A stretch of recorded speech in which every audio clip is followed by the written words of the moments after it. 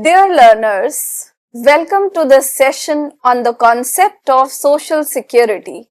We need to understand what is meant by social security because social security constitutes an important part of our legal system which provides protection to a number of vulnerable people and communities. So coming to its definition, Beveridge Report in 1942 defined social security, and this definition was really important, and Beveridge Report in itself, it helped in shaping up of the British welfare state. The report defines social security as the securing of an income to take the place of earnings when they are interrupted by unemployment, sickness, or accident, to provide for retirement through age, to provide against loss of support by the death of another person, and to meet exceptional expenditures such as those connected with birth, death, and marriage. So we see here in this definition that social security is connected with a number of contingencies. It is connected with a number of insecurities that might come up in life. It might be connected with the interruption of earnings, or after a particular age when a person enters in old age and then gets retired from the wage labor. So in that case, the security is required, or against loss of support by the death of another person who might be the breadwinner in the family. So social security is the type of security that society furnishes through appropriate organization. State plays an important role, and then non-state actors also take part in it, against risk to which its members are exposed. So a kind of the collective responsibility that is put on the state and on the society also. There are a number of conventions, international treaties, conventions, instruments, which, where we get this definition of social security. So we have ILO, we have Universal Declaration of Human Rights, and we do have other such documents as well defining social security having international significance. So Universal Declaration of Human Rights, UDHR, which was enacted in 1948, it defines social security, and UDHR, it is considered as one very important document promoting the human rights of all the people. So in Article 22, it states, everyone as a member of society has the right to social security and is entitled to its realization through national effort and international cooperation, and in accordance with the organization and resources of each state of the economic, social, and cultural rights indispensable for the dignity and the free development of his personality. So what do we find here? That depending upon the resources, depending upon the capacity that the state possesses, it needs to adopt, it needs to take measures for promoting, for actually realizing the concept of social security, because people are entitled to it. Everyone as a member of society has the right to social security. Then in connection to Article 22, we also have Article 25 of UDHR, which is also important, as it talks about the idea of well-being. It says, everyone has the right to a standard of living adequate for the health and well-being of himself and of his family, including food, clothing, housing, and medical care, and necessary social services, and the right to security in the event of unemployment, sickness, disability, widowhood, old age, or other lack of livelihood in circumstances beyond the control of the person. So we find that a number of such situations are listed here, including disability, including sickness, old age, or lack of livelihood, because livelihood is essential for the survival of the person. So we find that in case of the loss of livelihood is one of the conditions where social security needs to be provided. Second clause of this article, it focuses on the idea that motherhood and childhood are entitled to special care and assistance. All children, whether born in and out of wedlock, shall enjoy the same social protection. So here, what do we find? That motherhood and the process of motherhood, it is being stated that both the motherhood and the childhood requires special care and assistance. And we find that there are a number of laws being passed in different countries dealing with the provision of maternity care, maternity leave, paid maternity leave. Even paternity leave is also being acknowledged by different legal systems. So we find that the concept of social security, it accommodates the concern, it accommodates the different sort of challenges that the people might go through, and it also takes care of women's special needs and provides the supportive framework, enabling space is being created in order to accommodate these concerns. Social security, in this concept, the way it has been implemented in different other countries, we need to understand this, that how does the concept find space in other countries. So in different other countries, it refers to a range of different aspects of social welfare provisions. In the United States, the Social Security refers to a specific system of state-sponsored social insurance. So here in the US, it is connected with social insurance, which is available to cover contingencies such as retirement, sickness, etc. In France, Social Security is understood to cover the old age pension and the provision of health care, and some aspects of personal social service is also included. In Germany, the term sometimes refers to social insurance, but it also refers to a wide range of benefits, some welfare provisions, and some issues in industrial relations through the inclusion of trade unions, and the right to bargain is also included. In the United Kingdom, Social Security describes a range of benefits where cash transfers or statutory benefits in cash is being emphasized upon. In many Latin American countries, it covers not only income protection but the provision of healthcare, social work services, and even educational and recreational facilities also. So we find that recreational facilities are also being included in the ambit of Social Security. When it comes to the members of European Union, the term social protection is used to include voluntary schemes not set up under legislation. So we need to be familiar with this divergence in the different socio-cultural context in different countries, and how is the concept of social security finding place in those countries.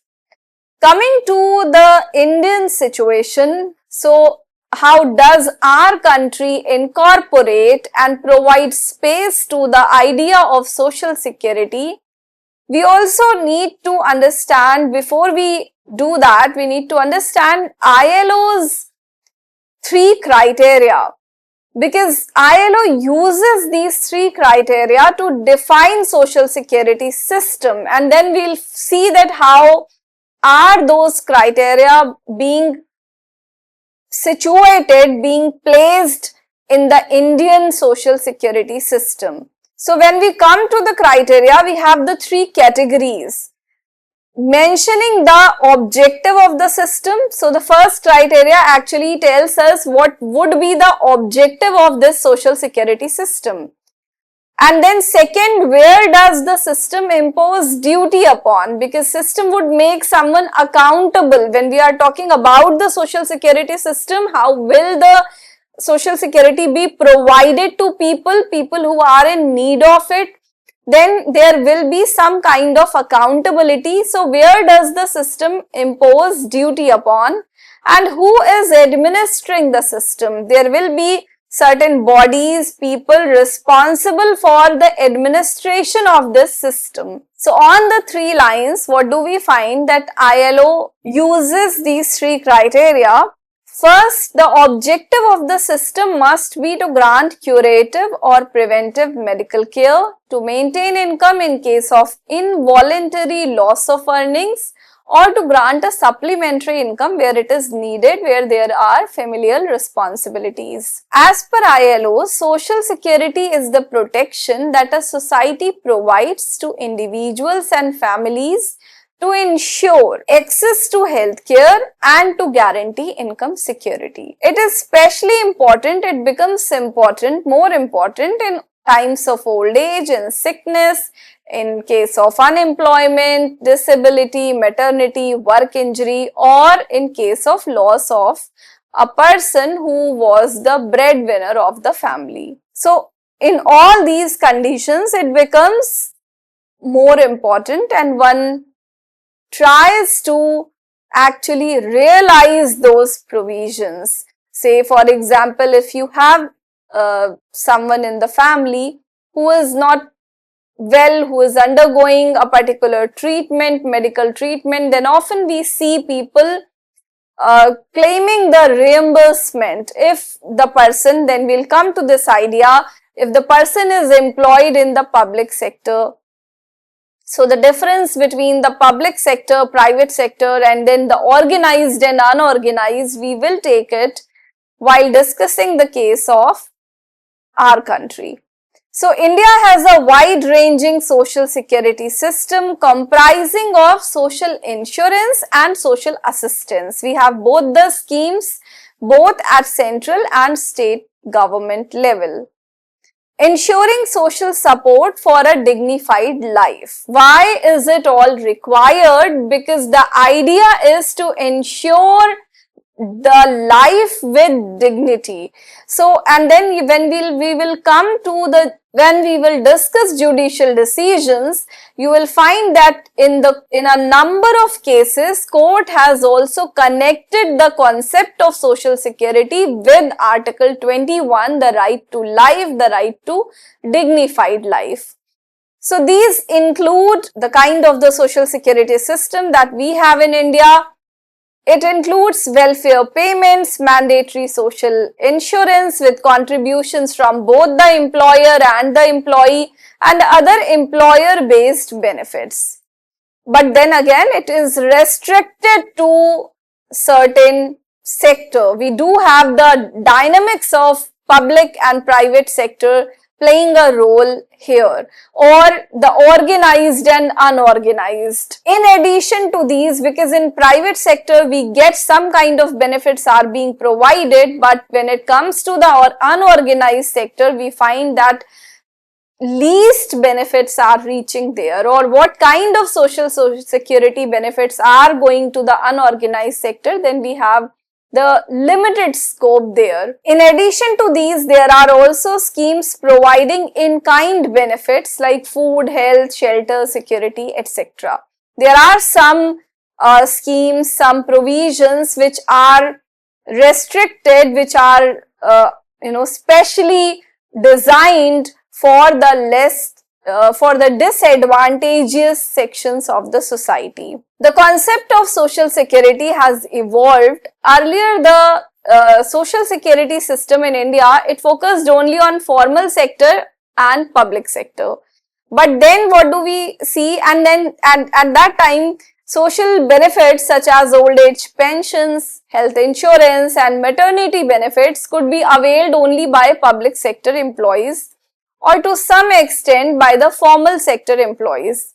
However, now initiatives are being taken up by the state to fill this gap. Women who are largely concentrated in the unorganized workforce could not avail the social security benefits. In India, the mechanism to provide social security is based on three categories. We find three major divisions when we talk about the mechanism. So the first is legislation and statutory benefits, statutory schemes, which are mainly provided to the organized and public sector employees. Then we have social assistance schemes, including social insurance to the marginalized group, and then we have self-financing schemes. Social Security Code 2020 also holds significance, which has placed 9 labor laws into Social Security Code in order to secure the rights of workers for insurance, pension, gratuity, maternity benefit, etc. This code puts emphasis on creating a national database of workers of unorganized sector through registration on eShram portal. So we have many such initiatives where the unique identification card is also being provided, or the registration of the unorganized workers is being done in order to create a record of the unorganized workers and then to provide the social security benefits to them as well. Second, the system must have been set up by legislation that attributes specified individual rights to or that imposes specified obligations on a public or autonomous body. So, coming to the second aspect of ILO's criteria, the duty is imposed on individuals as well as bodies. And then we come to this idea that who will be administering the system. So, system should be administered by a public, semi-public or autonomous body. Social security and inclusive development. The concept of social security is required. It is very essential for the sustenance of the democratic systems and also for ensuring holistic, sustainable and inclusive development. Because unless and until the state is trying to accommodate the concerns, the issues of all the people, be it the elderly ones, be it the disabled people, be it the old elderly, the concept of social security is essential not only for the sustenance of democracy but also for creating the idea of sustainable, inclusive and holistic development. Because for development to be inclusive, the state has to incorporate, state has to accommodate concerns of all the people within its purview. Within the developmental policies and programs, when the state aims to formulate policies, so the policies must target specific groups and not only groups but their specific needs as well. So that is why social security and protection for women in India, and that's how social security and protection for women in India, these two are closely connected and are governed by a number of constitutional rights as well as the specific central and state government schemes and initiatives. These provisions which are made by both the center as well as the different state governments are designed to protect the living standards, provide income support, and ensure the access to healthcare, maternity relief, financial literacy, financial empowerment of women who belong to different identities, who come from different social positioning. Say, for example, if we are referring to the financial security of slum dwellers, of women who are living in slums, then the approach that needs to be adopted will be different from the initiative that is required to be taken for educated women and for generating the idea of financial security, financial literacy, and financial empowerment among them. So for different groups coming from different standpoints, the approach of the state would obviously be different in order to provide social security to them, in order to enhance their access to different other services which are being provided by the public sector. In the recent past also, we had seen that women's movement and a widespread network of non-government organizations which have strong grassroots presence, because there are a number of NGOs and there are a number of organizations, women's organizations, voluntary organizations who were involved in movements and who worked for activism, who were connected with people and who actively engaged with these issues. In the recent past, it was witnessed that women's movement and this widespread network of organizations, be it women's organizations, other voluntary organizations, non-governmental organizations, all these movement and organizations which have strong grassroots presence and have a good understanding, in-depth understanding of women's issues and women's concerns, they have contributed in inspiring the initiatives for social security and for social protection of women. We need to understand this fact that how, with the collaboration of the different stakeholders, we can actually reach and we can fulfill this goal of inclusive development. We can fulfill this goal of creating a better tomorrow. To conclude,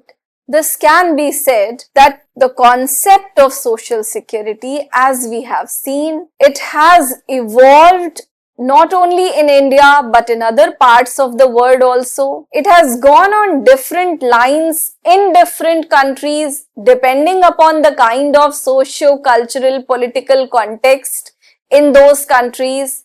So we see that different mechanisms and different strategies have been adopted to include the concerns of all the people and to provide social security to different segment of the society, and especially to the vulnerable people in the society. Thank you.